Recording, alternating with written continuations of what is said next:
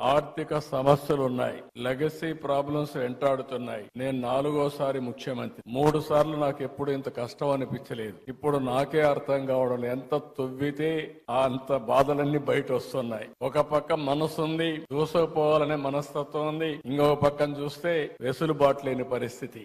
ఓసారి చిన్న చిన్న కష్టాలు వచ్చినప్పుడు 4-5 సార్లు కూర్చుంటే సమస్యకు పరిష్కారం దొరుకుతుందేమో గాని ఈ 6 నెలల నుంచి నేను రాత్రింబగళ్ళు ఆలోచిస్తున్నా, పట్టుదలగా పరిశోధిస్తున్నా, అయినా కూడా ఇప్పటికి కూడా నాకు ఒక దారి దొరకలేదంటే ఎంత డ్యామేజ్ జరిగిందో మీరందరూ గుర్తుపెట్టుకోవాల్సిన అవసరం ఉంది. అయితే కానీ నాకు ఒక బాధ్యత మీరందరూ ఇచ్చారు. ఆ బాధ్యతతో తప్పకుండా ఎట్టి పరిస్థితిలో మళ్లీ పూర్వ వైభవం తీసుకొచ్చే వరకు వదిలిపెట్టనని చెప్పి కూడా మీ అందరికి హామీ ఇస్తున్నా. అందరికీ న్యాయం చేసేది నా విధానం. నన్ను చూశారు. ఏ ఒక్కరికి కూడా నేను ముఖ్యమంత్రిగా ఉన్నప్పుడు గాని తెలుగుదేశం పార్టీ అధికారులప్పుడు జరగలేదు.